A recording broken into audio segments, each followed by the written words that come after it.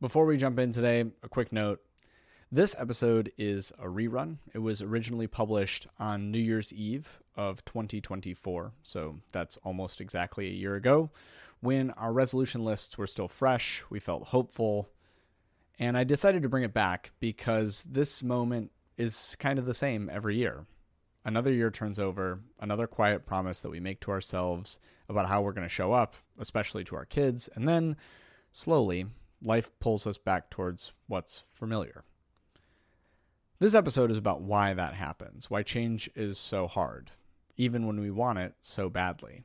The title of it is New Year, New You, but it probably should have been called Why Change is So Hard, and what you can do to make it a little bit easier. It covers, among other things, why parenting resolutions usually fail, not because we don't care enough, but because our brains are built to protect the status quo. And it's about what does work. Not willpower or grit, but identity, timing, and the people that we surround ourselves with. So if you're listening at the start of New Year 2026, or any moment that feels like a fresh start, I think that this episode is still going to be great for you. And one other thing, the audio is not perfect. It was early stages of the podcast. The style of recording is a little bit different, but I still think it's a great episode. So I hope you love it. A lot of us have holiday traditions. The same place we go for Thanksgiving or Christmas Day, year after year with the same people. Just yesterday, I hosted my dad's whole family, all the cousins, his siblings, at our house for our annual Christmas. It's a gathering that's been happening the few days after Christmas every year since before I was born. Some of the people are the same, some are different. My mom, for example, took up dance as a hobby last year. She wasn't there last night because she was in Tampa Bay competing at her first ever dance competition at age 72. Others are missing too. This is the 8th Christmas now without my dad. It's the 10th without his mom, who I sort of thought was holding the whole thing together, yet here we are, 10 years later. But there's also new people. 6 kids under the age of 5, 7 if you count the one that's still cooking. Another 4 kids in school, 3 in college. We know, psychologically speaking, that these types of annual traditions and rituals are quintessentially human. Traditions give us a sense of stability in a world that often feels unpredictable. They're more than just rituals. They're these threads that weave meaning into the fabric of our lives. Research shows that traditions create a sense of identity. They remind us who we are, where we come from, what matters the most. Families with strong traditions tend to feel closer and more connected, not just because of who they are, but because of the shared intention behind what they do. Anthropologists and sociologists have been speculating for a long time why humans started to do the whole same time next year thing. I don't think it's that complicated. Change is harder than just keeping things the way that they are. One of my traditions is New Year's Eve. For most of the last 20 years, I've spent some or all of New Year's Eve with my best friend from middle school, Kendall, and before he died, Nate, our third musketeer. A lot of the years blend together, but I'm thinking specifically today of 2009, where we spent the night at Nate's house playing video games and telling jokes until they stopped being funny. And then we kept telling them until they started being funny again, if you ever did that in high school. That night at midnight, we shot off illegal fireworks with Nate's neighbor, who actually happened to be a former Bears player. His name was Mike Adamley. He was a sports analyst on TV at the time. But the thing that I remember most about that night was this feeling that this year, this New Year's, was going to be a real new beginning. I was graduating high school. I was increasingly in this serious relationship with this pretty girl that I had met in jazz band. Spoiler, she became the mother of my 4 children. And I was a week away from turning 18. Chief among my resolutions was to start being more responsible. I never got into real trouble as far as the responsibility thing, but being late has always been a struggle for me, and I basically never got my work done on time. In fact, I'm doing this podcast last minute too. But I thought in 2009 that I was becoming an adult, so I needed to start adulting, I guess. I walked out into the snow on that New Year's morning after we had stayed up way too late, ready to quit being a boy and finally start being a man. As I approached my first car, it was a 2002 Ford Focus hatchback, black. I noticed that I had something wedged under my windshield wiper. It was a parking ticket. Expired tags. $100. Shoot. On this episode of the Whole Parent Podcast, we're going to talk about why we keep doing the same things over and over, even when we don't want to, why it's so hard for us to change, why it's so hard to do the things that we desperately want to do, why we often fall short of becoming the parents that we long to be, and how we can start keeping our resolutions.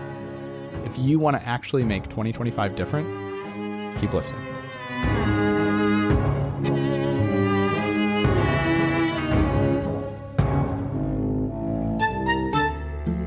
When I was initially outlining the book that would eventually become Punishment-Free Parenting, I was struggling through how to articulate the structure of the book. At that point, I had just been contracted to write the whole parent book, and it lacked, maybe we should say, direction. My editor at the time, he's not my editor anymore, had me read this book. It was called How to Change by a researcher named Katie Milkman. He thought it had a really nice flow, and actually rereading the book for this episode, I realized that I did kind of organize my book similarly. A lot of stories, trying to move people from point A to point B. But actually, the thing I remember most about the book is not the structure, which is what I was supposed to be paying attention to. It was the research that was incredibly intriguing. Katie, who unfortunately was not available last minute to record a guest spot for this episode, is one of the world's leading experts on how people can actually change. I knew her work was going to be central to what I was trying to communicate to parents. Most parents that I work with don't just want to parent differently day to day. They actually want to feel different about parenting. And that's the key. We all want to be calmer and more patient and more present.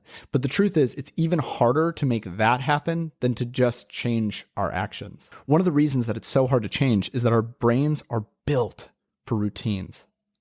Scientists call this a habit loop. It's a mechanism, a neural pathway that rewards us for doing the same things over and over, even when it's not good for us. I think about a moment like I had last week. My toddler, we're at the grocery store, and we're walking through the cereal aisle, and he sees something with about 115 grams of sugar on the top shelf, bright colors sparkling down at him. I didn't get it for him. I knew for a fact that it was something that nobody in our house liked, including him. And as we walked away from it, in the middle of the grocery store, here is my 2-year-old now dissolving onto the floor. Total and complete meltdown. I know that you've probably been there too. Maybe you know, like I know, in those moments, in theory, how you want to respond with this calm, compassionate, empathetic tone. But what do most of us wind up doing? We fall back on whatever worked before, even if it's yelling or punishing or reaching up and getting that cereal box and just handing it to them. But in those moments, it's important to remember that it's not that you're failing. It's just that your brain is designed to seek the quickest way to reduce the stress of the moment. It's that neural pathway, that habit loop in action. And then there's what psychologists call status quo bias. It's this idea that we're all wired to stick with what feels familiar. Even when we know something that we're doing isn't working, the devil that we know feels safer than the devil that we don't. Status quo bias, even though I don't call it by that name in Punishment-Free Parenting, is an idea that permeates throughout the whole book. I talk about it as factory default settings.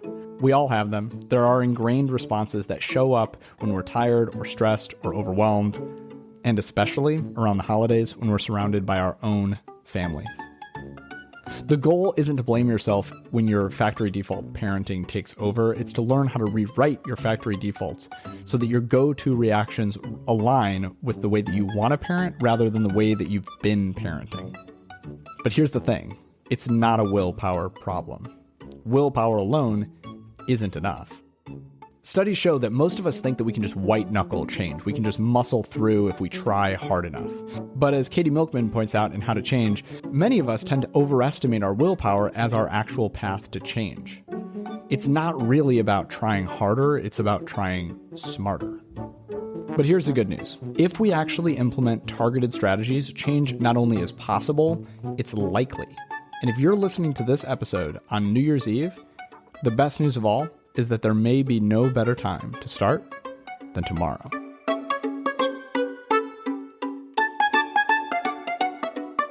This leads me to change tip number 1, change your start date.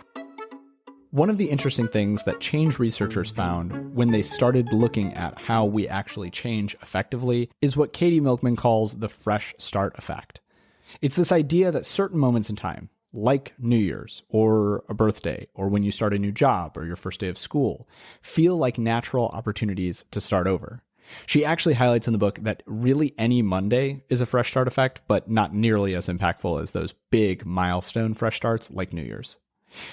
These moments represent for us this kind of psychological do-over, a place where we can have a clean slate to start from that feels more capable for change than just repeated patterns. Here's 2 quotes from Katie's book that I stitched together that come from the section on fresh starts. They're going to be read by my wife. When we surveyed a panel of Americans about how they feel on fresh start dates such as New Year's or their birthday, we heard again and again that new beginnings offer a kind of psychological do-over. People feel distance from their past failures. They feel like a different person, a person with a reason to be optimistic about the future. We're more likely to pursue change on dates that feel like new beginnings because these moments help us to overcome a common obstacle to goal initiation, the sense that we've failed before and will thus fail again. In my opinion, New Year's resolutions are great. Anytime you make a resolution, you're putting yourself in the game. Too often, a sense that change is difficult and daunting prevents us from taking the leap to try. Maybe you like the idea of making a change, but actually doing it seems hard, and so you feel unmotivated to start. Maybe you've failed when you attempted to change before and expect to fail again. Often change takes multiple attempts to stick. I like to remind cynics that if you flip the discouraging statistics about New Year's resolutions on their head, you'll see that 20% of the goals set each January succeed. That's a lot of people who've changed their lives for the better. Basically, it boils down to this. As hard as it is to keep your New Year's resolutions, it's a heck of a lot easier to keep them than it is to keep your March 3rd resolutions. In fact, over a year ago, when we were initially discussing publication dates for my book, this fresh start effect actually came up. I wanted the book to be released as close to January 1st as possible, because if people were going to change their parenting, I knew that this was the time to do it. But here's the key. You can't just think about resolutions, you actually have to plan for them. Research shows that when we set goals that are specific, with specific dates, we are way more likely to follow through. Instead of just saying, I want to be more patient with my kids this year, start saying something like, starting on January 1st, I'm going to take 5 deep breaths every time I feel myself getting frustrated with my kids. It's way more likely to be effective. The fresh start effect works because it gives you a sense of momentum. It's a way of telling yourself, this is the beginning of something new. And because the calendar date lines up with that, it's so much more easy for us to actually believe it. And because it's parenting that we're talking about here, we are going to need all the help that we can get.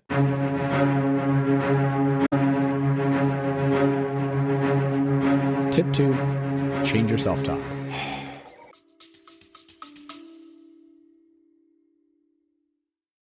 Hey, I want to pause for a moment and talk directly to you, because if you've been listening for a while, you know that I don't have any sponsors on this show.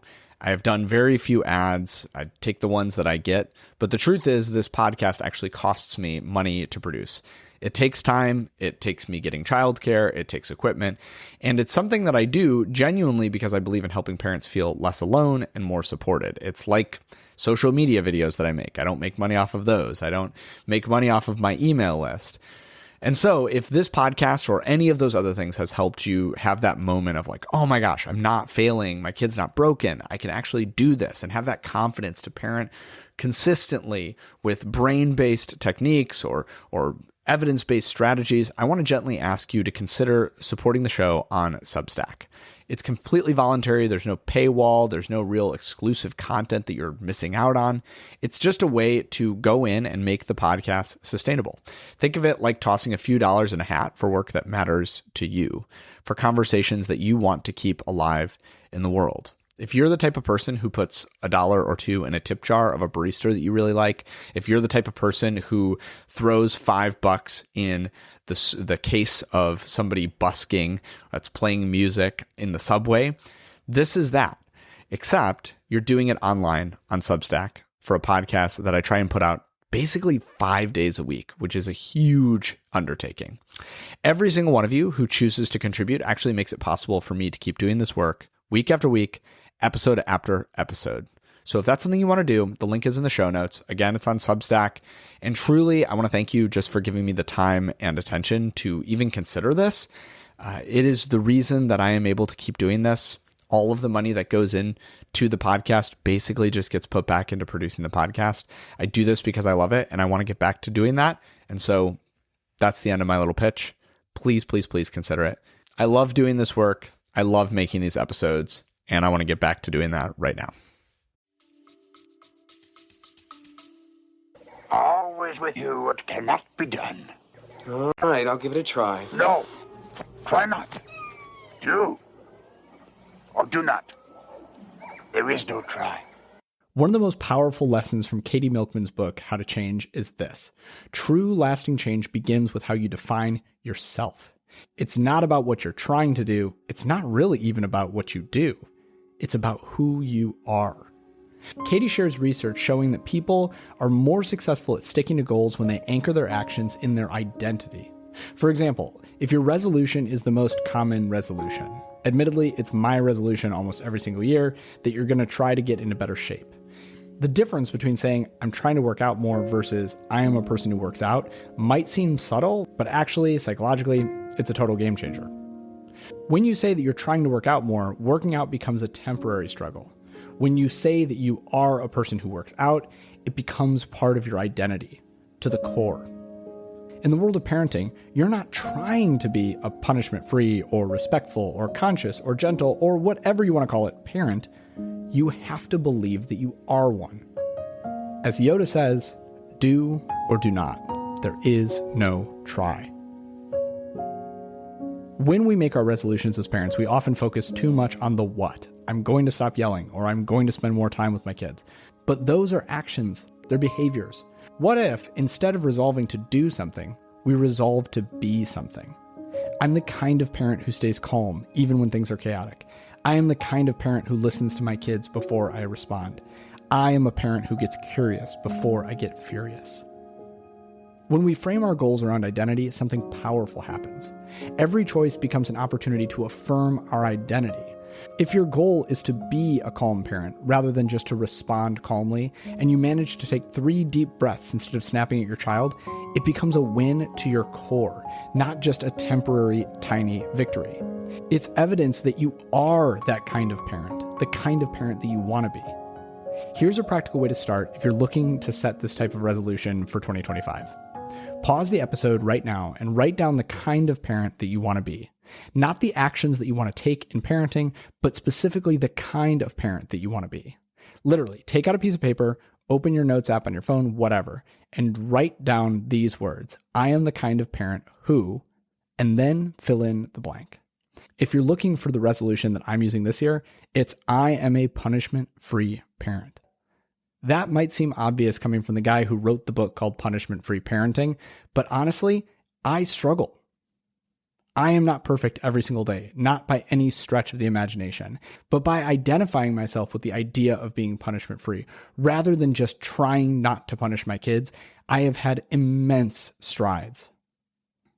Once you've got those identity statements down wherever they are, I encourage you to read it out loud to yourself. Better yet, record yourself reading it so that you can play it back for yourself, or if you're really brave, play it back for somebody else in your life.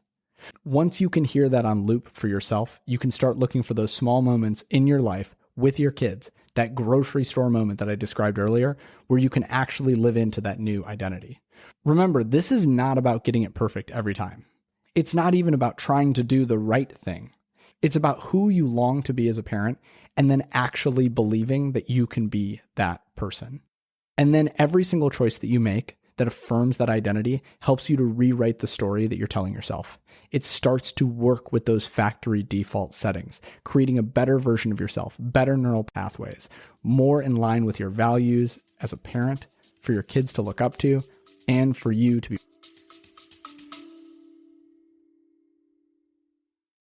Hey, I want to pause for a moment and talk directly to you, because if you've been listening for a while, you know that I don't have any sponsors on this show.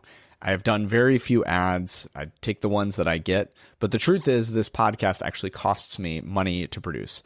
It takes time. It takes me getting childcare. It takes equipment. And it's something that I do genuinely because I believe in helping parents feel less alone and more supported. It's like social media videos that I make. I don't make money off of those. I don't make money off of my email list. And so if this podcast or any of those other things has helped you have that moment of like, oh my gosh, I'm not failing, my kid's not broken, I can actually do this, and have that confidence to parent consistently with brain-based techniques or evidence-based strategies, I want to gently ask you to consider supporting the show on Substack. It's completely voluntary. There's no paywall. There's no real exclusive content that you're missing out on. It's just a way to go in and make the podcast sustainable. Think of it like tossing a few dollars in a hat for work that matters to you, for conversations that you want to keep alive in the world. If you're the type of person who puts $1 or $2 in a tip jar of a barista that you really like, if you're the type of person who throws $5 in the case of somebody busking that's playing music in the subway, this is that. Except you're doing it online on Substack for a podcast that I try and put out basically 5 days a week, which is a huge undertaking. Every single one of you who chooses to contribute actually makes it possible for me to keep doing this work week after week, episode after episode. So if that's something you want to do, the link is in the show notes. Again, it's on Substack. And truly, I want to thank you just for giving me the time and attention to even consider this.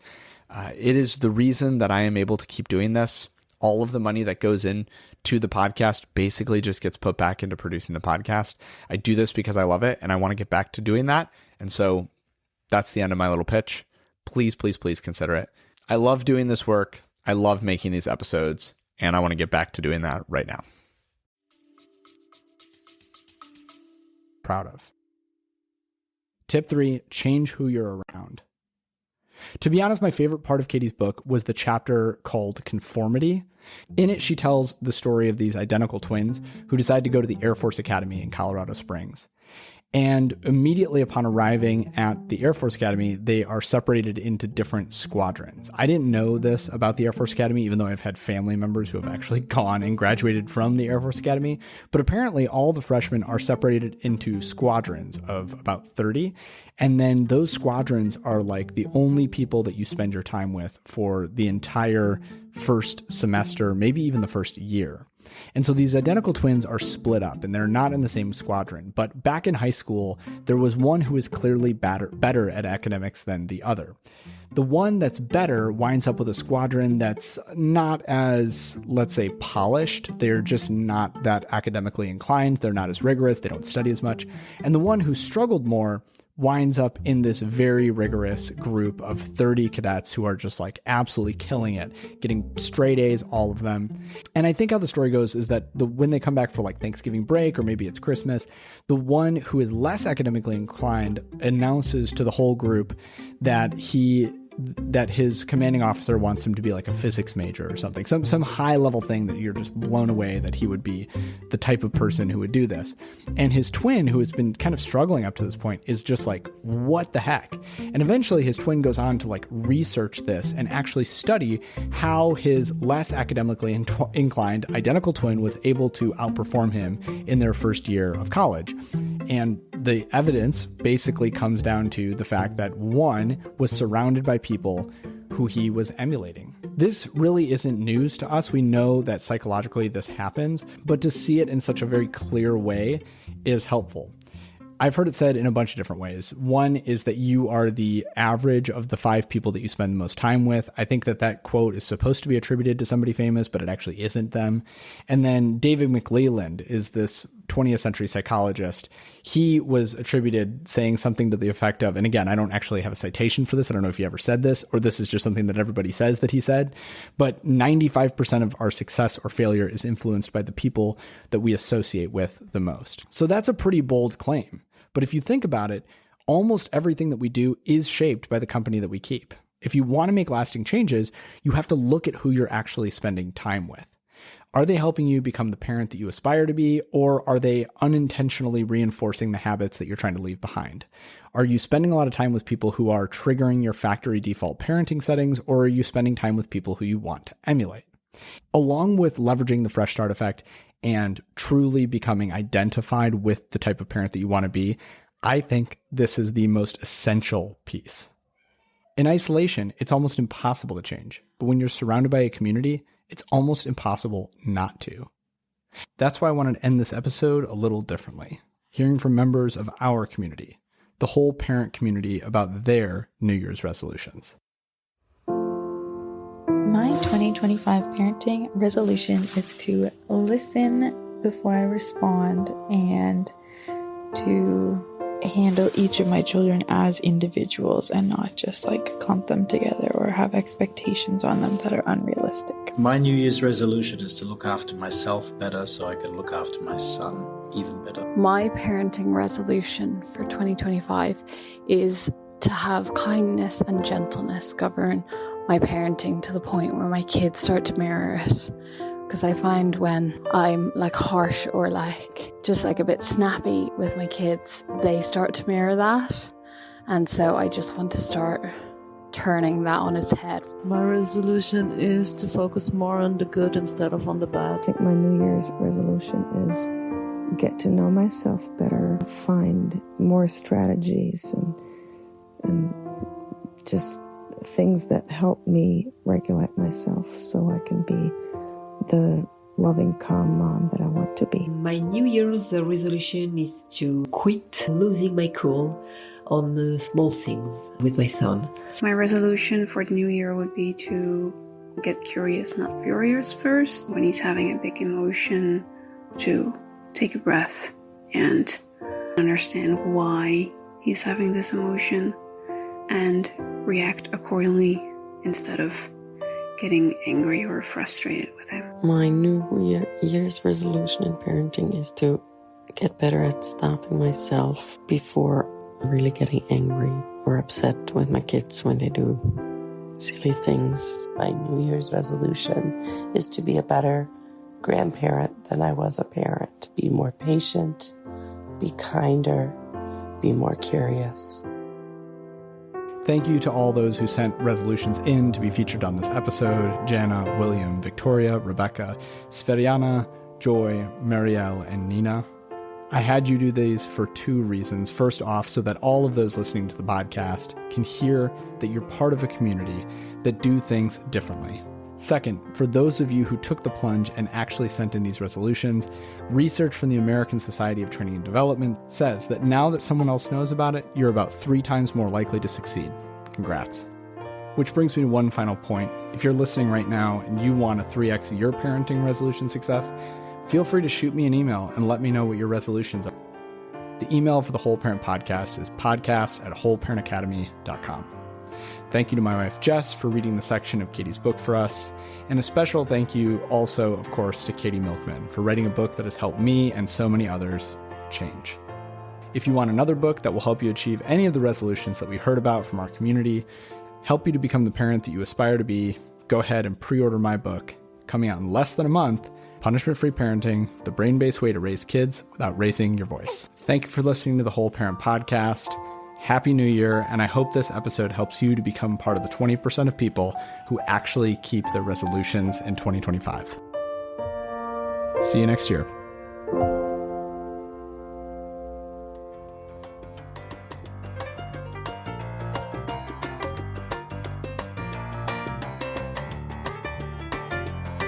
Thank you for your time listening to the Whole Parent Podcast today. I hope you got something out of it.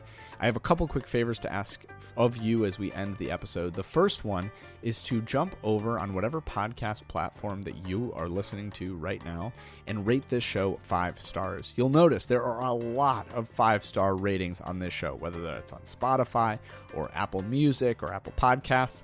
We have a ton of 5-star ratings, and it helps our podcast get out to more people than almost any other parenting podcast out there. And so it's a really quick thing that you can do if you have 15 or 20 seconds. And if you have an additional 30 seconds, I'd love to read a review from you. I read all the reviews that come through. If you particularly like one part of the podcast, or you like when I talk about something or whatever, imagine that you're writing that review directly to me. The second thing that you can do is go and send this episode to somebody in your life who you think could use it. Think about all the parents in your life. Think about your friends, your family members who could use a little bit of help parenting. It's vulnerable to share an episode of a parenting podcast with them. I get it.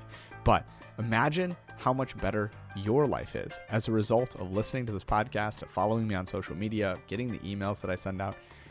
You can share that with someone else too. And so I encourage you, just go over, shoot them a quick text, share this episode with them, or share another episode that you feel like is particularly relevant to them. The last thing you can do is go down to the link, show notes at the bottom. And like I said, in the mid-roll, you can subscribe on Substack. It's $5 a month or $50 a year. I don't have that many people doing it, and yet the people who are doing it have made this possible. And so if you like this episode, if you like all of the episodes, if you want them to continue, the only way that I can keep making them is through donor support, free will donations to the podcast. Please, please, please, please, as you're thinking about the end of this year, as you're thinking about your charitable giving, I know I'm not a 501c3. You can't write it off on your taxes, but if you'd like to give me a little gift to just say thank you for what you've done this year, the best way to do that is over on Substack. Again, $5 a month, $50 a year. It's not going to break the bank. It's probably less than you spend on coffee every week. Definitely less than you spend on coffee every week. Maybe less than you spend on almost anything, right? $5 a month is very, very small, but it goes a long way when it's multiplied by all of the different people who listen to the podcast and sending that over to me. I get all of that money. It's just my way of being able to produce the podcast, spend money on equipment, spend money on subscription fees, hosting fees for the podcast, all of that stuff, email server fees, all that. So if you're willing to do that, I would love it. Thank you so much for listening to this episode, and I'll see you next time.